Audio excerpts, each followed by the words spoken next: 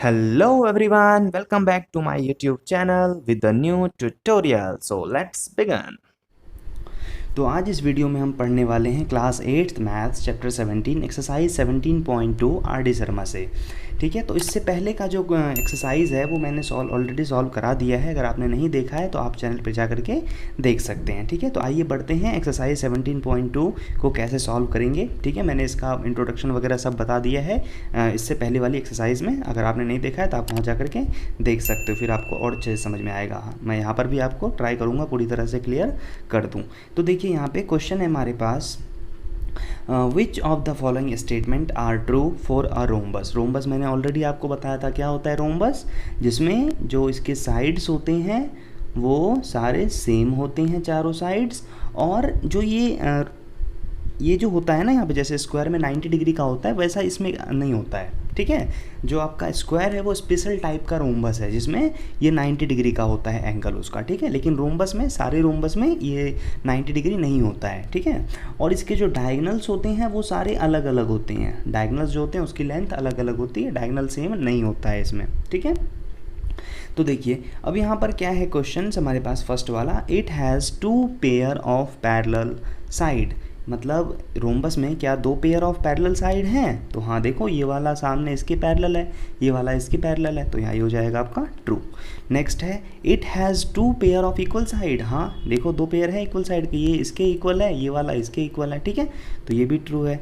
उसके बाद है, it has only 2 pair of equal side. क्या इसके पास सिर्फ 2 ही हैं? तो देखो यहाँ पे ये वाला इसके इक्वल, ये वाला इसके इक्वल भी तो है, तो 2 से ज़्यादा है। ठीक है, मतलब हैं तो सारे ही इक्वल साइड, तो जिसको जिसको आप पेयर बना लो। ठीक है, तो 2 से ज़्यादा पेयर हैं। ठीक है, तो ये हो जाएगा आपका फॉल्स, क्योंकि ओनली बोला हुआ है ना ये। ठीक है, उसके बाद 2 of its angle are at right angle. क्या इसके जो एंगल होते हैं वो 90 डिग्री होते हैं, राइट एंगल होते हैं? तो नहीं है ना, तो ये हो जाएगा फॉल्स। ठीक है, ये हो जाएगा आपका फॉल्स। अब नेक्स्ट है आपका, it's diagonal bisect each other at right angle. क्या इसके जो डायगनल्स होते हैं वो बाइसेक्ट कर रहे हैं एक दूसरे को राइट एंगल पे? मतलब कि ये जो काट रहा है ना एक दूसरे को, तो ये 90 डिग्री, हाँ तो ये 90 डिग्री पे ही बाइसेक्ट करता है। ठीक है, तो ये आपका ट्रू है। फिर नेक्स्ट है, its diagonal are equal and perpendicular. क्या इसके डायगनल्स इक्वल होते हैं? नहीं, मैंने स्टार्टिंग में बताया इसके डायगनल्स इक्वल नहीं होते हैं, तो ये हो जाएगा आपका फॉल्स। उसके बाद नेक्स्ट है, हाँ परपेंडिकुलर तो होता है, क्योंकि परपेंडिकुलर का मतलब क्या होता है, ऐसे 90 डिग्री बनाना। ठीक है, परपेंडिकुलर तो है लेकिन ये इक्वल नहीं है। उसके बाद है, it has all its sides are equal length. हाँ सारे जो साइड्स होते हैं वो इक्वल लेंथ के होते हैं, ट्रू है। उसके बाद इट इज़ अ पैरेललोग्राम। क्या एक पैरेललोग्राम भी है? तो पैरेललोग्राम में क्या होना चाहिए था कि आमने सामने वाली साइड पैरेलल होनी चाहिए एंड इक्वल होनी चाहिए, वैसा तो है इसके पास, तो इसको ट्रू कह सकते हैं। नेक्स्ट है, इट इज़ अ क्वाड्रिलेटरल। क्या है क्वाड्रिलेटरल है? हाँ भैया क्वाड्रिलेटरल चैप्टर है तो उसी के अंदर तो इसको पढ़ रहे हैं, तो ये भी ट्रू है। उसके बाद इट कैन बी स्क्वायर। हाँ ये स्क्वायर भी हो सकता है, कब? जब ये 90 डिग्री हो जाए, तो यस ट्रू। फिर नेक्स्ट है, इट इज़ अ स्क्वायर। क्या ये स्क्वायर है? नो, ये स्क्वायर ऑलवेज नहीं होगा। जब 90 डिग्री होगा यहाँ पे तभी स्क्वायर होता है। ठीक है, उस केस में जब 90 होता है ना, तो उस केस में क्या होता है, इसके सारे साइड्स सेम तो होते ही हैं और डायगनल भी सेम हो जाते हैं, तभी तो स्क्वायर कहलाता है वो। तो ये हो जाएगा आपका फॉल्स। ठीक है, आइए बढ़ते हैं नेक्स्ट क्वेश्चन की तरफ। नेक्स्ट क्वेश्चन है आपके पास, फिल इन द ब्लैंक्स।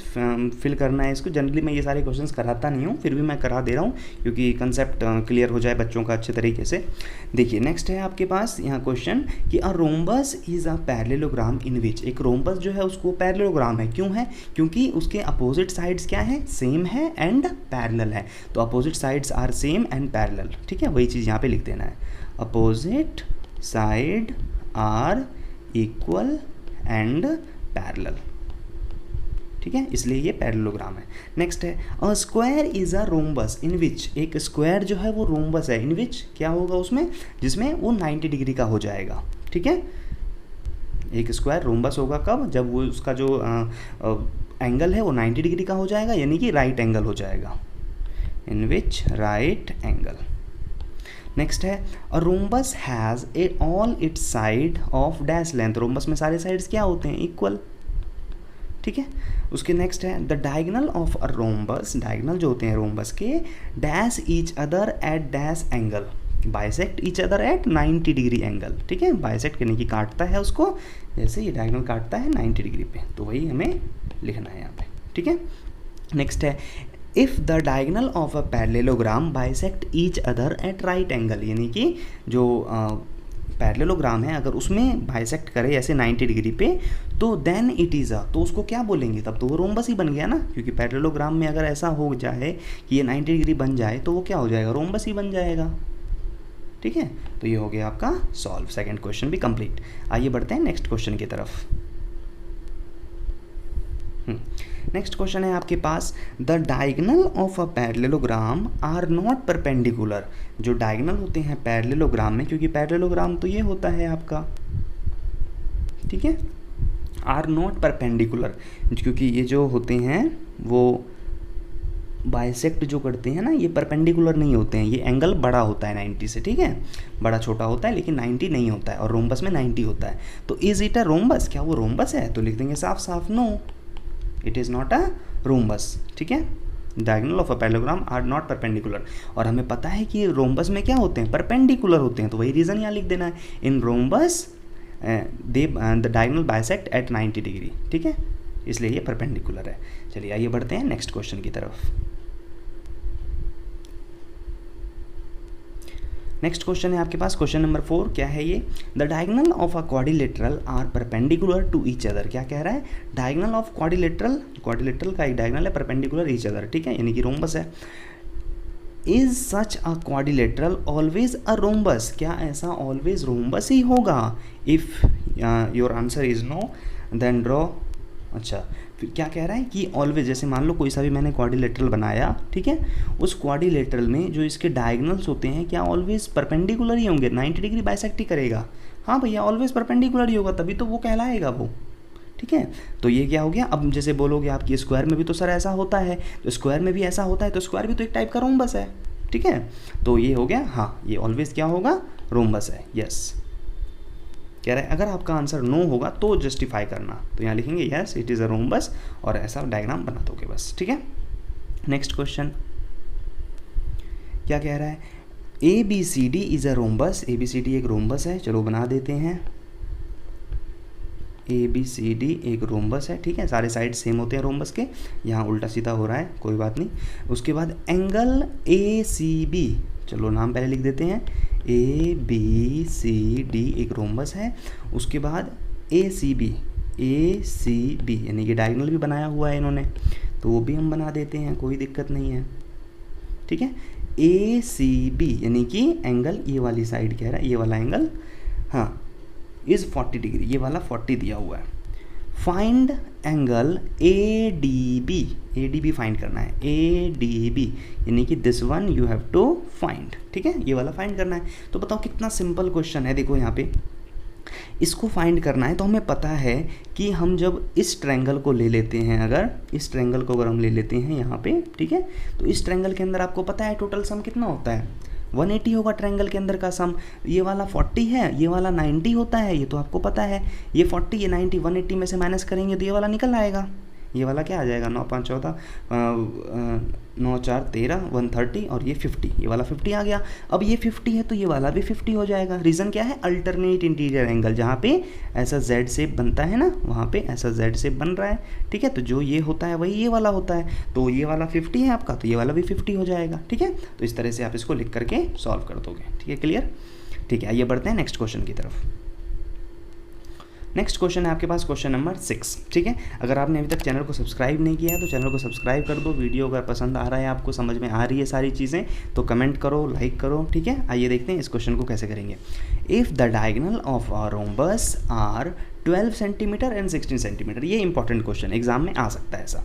ठीक है, क्या कह रहा है, डायगोनल उसका दिया हुआ है 16 एंड 12। ठीक है, तो देखो डायगोनल हम बना लेते हैं। आपको पता है ना इसका डायगोनल क्या होता है, सेम नहीं होता है, इसलिए अलग अलग दे रखा है। तो अब यहाँ पर एक को मान लिया हमने, इस टोटल को मान लिया यहाँ पे 12 और इस टोटल को मान लिया हमने 16 सेंटीमीटर। ठीक है, अब कह रहा है find the length of each side, हमें हर एक साइड का लेंथ निकालना है कि बताओ कि ये वाला क्या होगा, क्योंकि आपको पता है कि जो साइड ये होगा वही ये भी होगा, ये भी होगा, ये भी होगा। ठीक है, तो इस साइड का हमें निकालना है, यानी कि एक साइड निकाल लो, बात बराबर है। तो ये वाला निकालने के लिए हमें क्या करना पड़ेगा, ये 90 डिग्री है, क्या कुछ ऐसा कुछ पढ़ रखा है हमने, हाँ पढ़ तो रखा है। पाइथागोरस थ्योरम क्या होता है, पाइथागोरस थ्योरम इन्होंने बताया था, पाइथागोरस नाम के एक साइंटिस्ट थे, उन्होंने बताया था कि देखो भाई जहाँ पर भी ये 90 डिग्री का ऐसा एंगल बनेगा ना, वहाँ पर आप ये मेरे फॉर्मूले का यूज़ करोगे। इनका फॉर्मूला क्या था, इनका फॉर्मूला ये था कि अगर ये देखो ये वाली जो साइड होती है ना, बड़ी वाली साइड ट्रायंगल में, इस वाली साइड को अगर आपको निकालना है तो आप क्या करोगे, इस वाली साइड को और इस वाली साइड को दोनों को ऐड कर दोगे, लेकिन सिंपल वाला एडिशन नहीं, स्क्वायरिंग वाला एडिशन, ठीक है। तो देखिए इन्होंने कहा था by Pythagoras theorem, Pythagoras theorem, ठीक है, उनके हिसाब से क्या है, इन्होंने बताया था कि देखो जब आपको मान लो ये वाली साइड निकालनी है, ठीक है, ये वाली साइड, तो इस वाली साइड का मैं नाम लिख देता हूँ, जैसे यहाँ पे ABCD, ठीक है। हमें मान लो A और D निकालना है और बीच में मैंने नाम दे दिया इसको O, ये वाला O, ठीक है। अगर मान लो आपको AD निकालना है इज इक्वल टू, तो यहाँ पे क्या करना पड़ेगा आपको, इन दोनों का OD प्लस में OA दोनों को जोड़ना पड़ेगा, लेकिन सिंपल वाला जोड़ नहीं, स्क्वायरिंग वाला, इधर भी स्क्वायर, इधर भी स्क्वायर, इधर भी स्क्वायर, इन्होंने ये बताया था। तो इस फॉर्मूले से अगर आप करोगे तो ये आंसर आ जाएगा। मैं अभी आपको सॉल्व करके दिखा रहा हूँ। तो पहले तो हमें ये दोनों पता होना चाहिए, तभी तो निकालेंगे। ये वाला लेंथ और ये वाला लेंथ पता होगा जब ही ना, तो ये तो हमें गिवन है। देखो यहाँ से यहाँ तक टोटल दिया हुआ है 16, तो यहाँ से यहाँ तक बाइसेक्ट कर रहा है, बाइसेक्ट का मतलब होता है हाफ में काटना, तो ये वाला क्या हो जाएगा 8 सेंटीमीटर इधर का, और ये वाला 12 टोटल है, तो ये क्या हो जाएगा 6 सेंटीमीटर, तो पता तो चल गया, ये है 8, ये है 6, ठीक है। तो अब इसके जगह पे पुट कर देते हैं, तो AD का स्क्वायर इज इक्वल टू क्या हो जाएगा, OD का स्क्वायर, OD के जगह पे लिख देंगे 8 का स्क्वायर प्लस में OA का स्क्वायर यानी कि 6 का स्क्वायर, ठीक है। अब यहाँ पे AD का स्क्वायर क्या हो जाएगा, इन दोनों को निकाला तो 8 का स्क्वायर क्या होता है 64, 8 8 जा 64, 6 6 जा 36, ठीक है। अब इन दोनों को हम ऐड कर देंगे, तो AD इज इक्वल टू, इन दोनों को ऐड किया तो 100, और ये जो जब 2 जब दूसरी तरफ जाता है ना तो ये अंडर रूट बन जाता है, ठीक है। स्क्वायर रूट वाले चैप्टर में पढ़ाऊँगा आपको, ठीक है।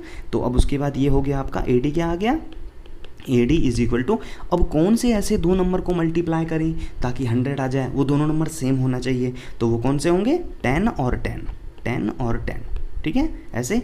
और आंसर क्या आ जाएगा, एक 10 को बाहर निकाल लेंगे इस रूट में से, तो आंसर हो गया आपका 10 सेंटीमीटर, ठीक है। तो ये साइड आ गई 10 सेंटीमीटर। इस तरीके से आप सॉल्व करोगे, बहुत इंपॉर्टेंट क्वेश्चन है, एग्जाम में आने के इसी के चांसेस हैं, ठीक है। तो आइए बढ़ते हैं नेक्स्ट क्वेश्चन। तो नेक्स्ट क्वेश्चन है हमारे पास, क्वेश्चन नंबर 7। क्या करना है, कंस्ट्रक्ट करना है एक rhombus whose diagonal are the length. हमें अब इसमें क्या करना है, रोम्बस कंस्ट्रक्ट करना है। ये तो बहुत इजी है, आपको बनाना तो बना ही रहोगे कंस्ट्रक्शन की हेल्प से। कैसे बनाते हैं, सबसे पहले क्या रखा है, डायगोनल दिया हुआ है आपको 10 सेंटीमीटर का, तो एक 10 सेंटीमीटर का स्केल से डायगोनल खींचोगे, उसके बाद एंड 6 सेंटीमीटर का दूसरा डायगोनल है, तो यहाँ से आप यहाँ पे कंपास रख के यहाँ पे आर्क लगाओगे, यहाँ पे कंपास रख के यहाँ पे, यहाँ से ऐसे, फिर यहाँ से ऐसे, ठीक है। और फिर स्केल लेकर के 6 सेंटीमीटर मेजर कर दोगे ऐसे, फिर इस पॉइंट से इस पॉइंट को, इस पॉइंट से इस पॉइंट को, इस पॉइंट से ऐसे ऐसे मैच कर दोगे, बन गया आपका रूम बस, बहुत सिंपल सा, ठीक है। अब इसके स्टेप्स अगर बोला जाएगा तो स्टेप्स ऑफ कंस्ट्रक्शन लिख देना, क्या क्या किया आपने, बहुत सिंपल होता है ये, ठीक है। आइए बढ़ते हैं अब नेक्स्ट क्वेश्चन की तरफ। नेक्स्ट क्वेश्चन है फिर से वही, ड्रॉ अ रोम्बस, ये भी कर लोगे आप, ठीक है। अब एंगल भी दिया हुआ है इसमें, तो कोई दिक्कत नहीं है, एंगल आप तो बनाना आता है आपको। 40 डिग्री किससे बनाएंगे, वो जो डी होता है ना आपके पास प्रोटेक्टर, उससे 40 डिग्री का एंगल आप बना लोगे, ठीक है। और बाकी सारा काम वैसे ही आर्क वगैरह लगाना है, ठीक है। क्योंकि ये चैप्टर आप जब कंस्ट्रक्शन वाला चैप्टर कर लोगे ना, प्रैक्टिकल ज्योमेट्री, तो फिर आपको ये सब में बहुत बच्चों जैसे क्वेश्चन लगेंगे आपको ये सब, ठीक है। तो वेरी बहुत सिंपल है ये। चलिए आइए बढ़ते हैं नेक्स्ट क्वेश्चन की तरफ। हाँ, one side of a rhombus is length 4 centimetre and the length of its altitude is इतना, ड्रॉ अ रोम्बस। अब रोम्बस फिर से ड्रॉ करना है, ये भी कर ही लोगे, कुछ सॉल्व करने जैसा तो है नहीं, ठीक है। आइए देखते हैं नेक्स्ट क्वेश्चन क्या है। नेक्स्ट क्वेश्चन है ड्रॉ अ रोम्बस, ये भी ड्रॉ करना है, ये भी कर लोगे आप, ठीक है। चलिए बढ़ते हैं नेक्स्ट क्वेश्चन की तरफ। अब नेक्स्ट क्वेश्चन क्या है, ABCD is a rhombus, its diagonal intersected O, ठीक है। उसके बाद ये दिया हुआ है हमें, इज़ इक्वल टू इतना, स्टेट द कॉन्ग्रेंस। हाँ, ये बहुत इंपॉर्टेंट है आपको कॉन्ग्रेंस, ये कंडीशन समझना। कॉन्ग्रेंस क्या होता है, हम किसी भी दो चीज़ों में कंपेयर करते हैं, दो ट्रायंगल में कंपेयर करते हैं। अगर हमने 3 सबूत दे दिया उसको कि भाई इसका साइड इससे बराबर, इसका साइड इसके साइड से बराबर, इसका एंगल उसके एंगल से बराबर, तीन चीज़ें, तीन सबूत हमें ढूंढनी होती है, तीन दे दिया तो हम बता देंगे कि ये वाला ट्रायंगल इस ट्रायंगल के कॉन्ग्रुएंट है। कॉन्ग्रुएंट का मतलब सेम है, ठीक है। तो अब जब सेम हो जाएगा तो उसका जो भी चीज़ हमें पूछा जाएगा सेम बताने के लिए तो हम बता देंगे, ठीक है। तो अब इसको हम सॉल्व करेंगे। तो देखिए यहाँ पर इस ट्रायंगल BOC एंड पहले तो बना लेते हैं ABCD,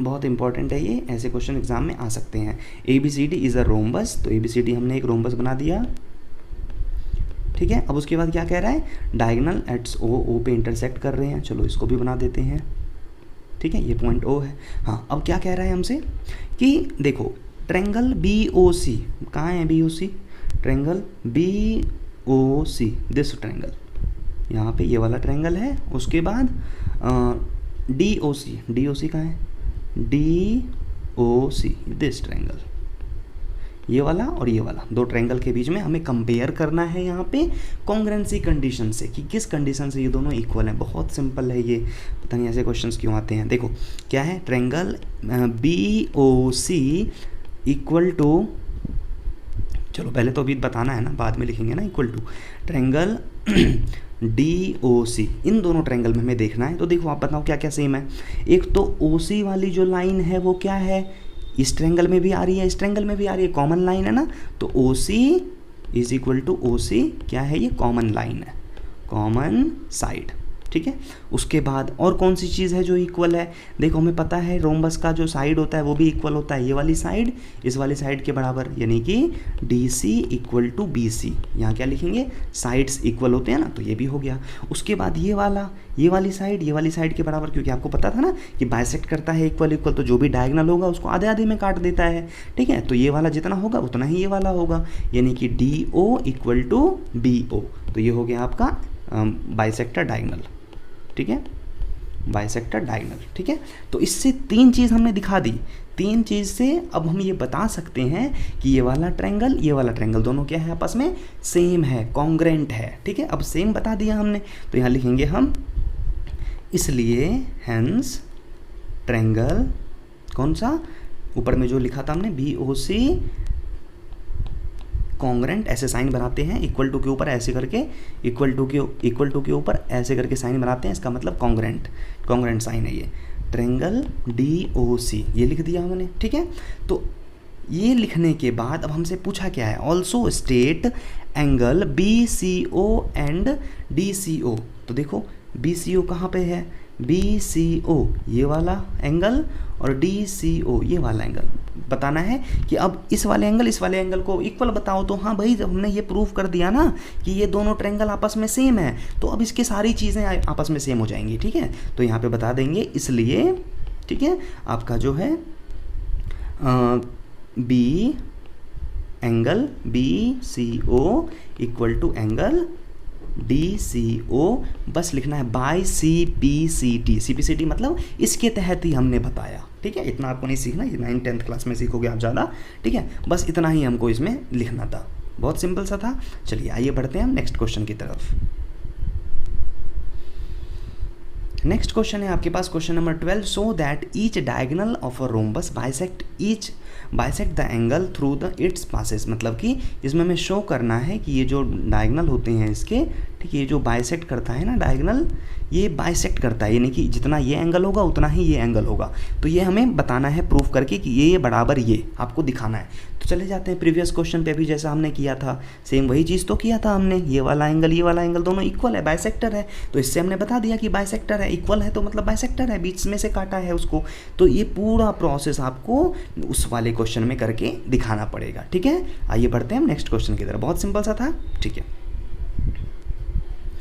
नेक्स्ट है क्वेश्चन नंबर 13, क्या कह रहा है इसमें, ABCD is a rhombus whose diagonal intersected O, AB 10 दिया हुआ है, डायगोनल आपका ये दिया हुआ है, ठीक है। Find the length of diagonal, बहुत सिंपल सा क्वेश्चन है, जैसा मैंने बताया था आपको, ये भी इंपॉर्टेंट क्वेश्चन है, जिसमें डायगोनल की लेंथ दी होती है, ठीक है, उसमें हमें साइड निकालना होता है, लेकिन यहाँ पे एक साइड दिया हुआ है, दूसरा डायगोनल निकालना है, ठीक है। तो देखो जैसे कि यहाँ पे ABCD है, ठीक है।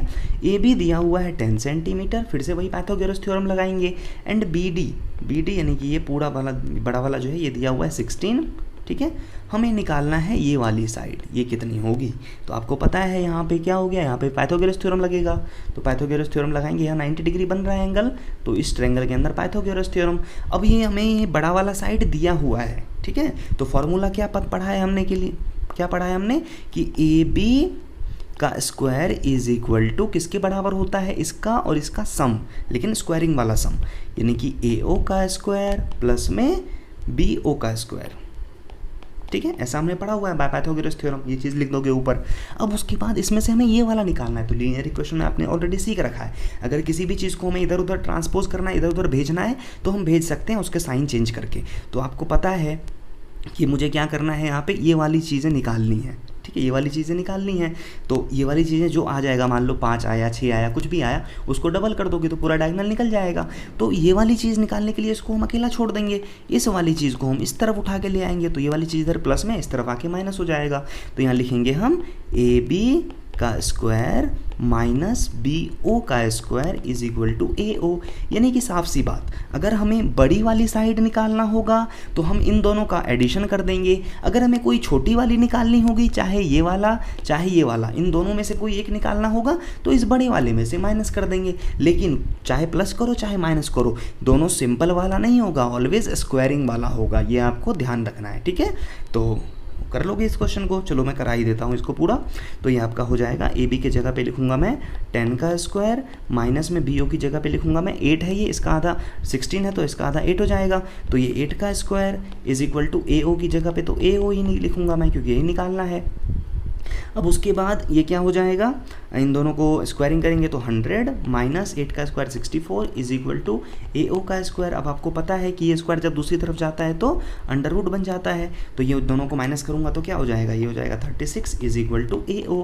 अब कौन से ऐसे दो नंबर को सेम दो नंबर को मल्टीप्लाई करने पे 36 आता है, तो 6 × 6, तो यानी कि ए ओ क्या आ गया आपके पास 6 सेंटीमीटर, तो ये आ गया 6 सेंटीमीटर। तो ये टोटल लेंथ क्या हो जाएगी, ये हो जाएगी 6 × 12 सेंटीमीटर, ठीक है। यही आपको फाइंड करना था और आपने कर दिया, ठीक है। तो आई होप आपको समझ में आ गया होगा। ये बढ़ते हैं नेक्स्ट क्वेश्चन की तरफ। नेक्स्ट क्वेश्चन है क्वेश्चन नंबर 14। क्या कह रहा है ये, the diagonal of a quadrilateral are length of इतना, डायगोनल दिया हुआ है 6 और 8, if the diagonal bisect each other at right angle, ठीक है, what is the length of each side. Same वही क्वेश्चन है, क्या कह रहा है हमें कि डायगोनल ये दिया हुआ है, ये दिया हुआ है, एंड हमें साइड की लेंथ निकालनी है, जैसा फर्स्ट क्वेश्चन में करवाया था ऊपर ऊपर, ठीक है। तो उस पाइथागोरस लगा करके उसी तरह से आप इसको सॉल्व करोगे, ठीक है। तो ये वाला क्वेश्चन भी हो जाएगा आप लोगों से, ठीक है। तो आई होप आपको समझ में आ गया होगा। क्या सारे क्वेश्चंस हो गए, हाँ सारे क्वेश्चंस डन हो चुके हैं। तो आई होप आपको समझ में आ गया होगा। अगर समझ में आ गया तो वीडियो को लाइक करें, मोटिवेशन मिलता है यार उससे, कर दिया करो ताकि मैं और ज़्यादा वीडियो बनाऊं। एंड कमेंट करो कैसा लग रहा है आपको पढ़ने में, एंड अपने फ्रेंड्स के साथ भी शेयर करो, सब्सक्राइब जरूर कर लेना क्योंकि मैं और भी वीडियोज़ इस पर डालता रहूँगा, ठीक है। ओके।